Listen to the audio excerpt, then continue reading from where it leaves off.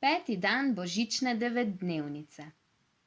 Ko se je papa Panov prebudil, je bilo vse mirno in tiho. Slišal je le bitje cerkvenih zvonov. Žarki svetlobe so počasi kukali skozi okno. O, moj bog, božič je! Je vzkliknil papa Panov. Hitro je vstal in se pretegnil. Vse ga je bolelo, saj stol ni najbolj udoben za spanje.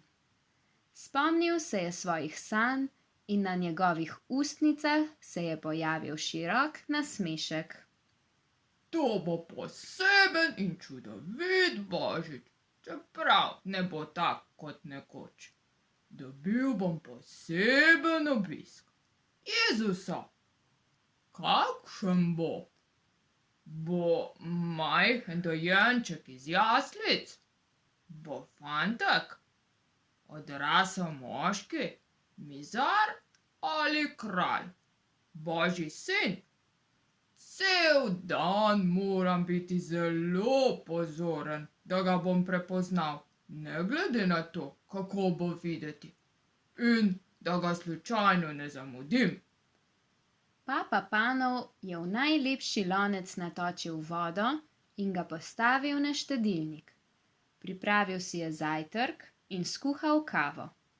Odgrnil je zavese, odprl polkna in pogledal skozi okno.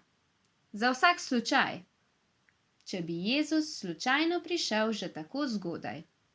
Vasica je samevala. Bila je lepo okrašena in še vedno zasnežena, a prazna. No, skoraj prazna.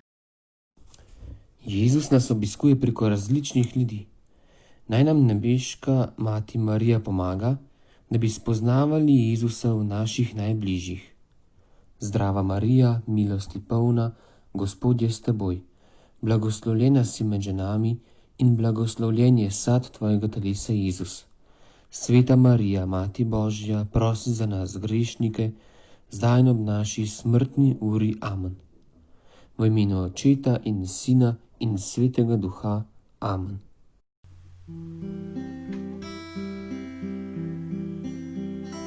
Poslušajte vsi ljudje, sveti Jožef mesto gre. Sveti Jožef in Marija gresta v mesto Betlehem. Sveti Jožef in Marija gresta v mesto Betlehem. Ko pa v mesto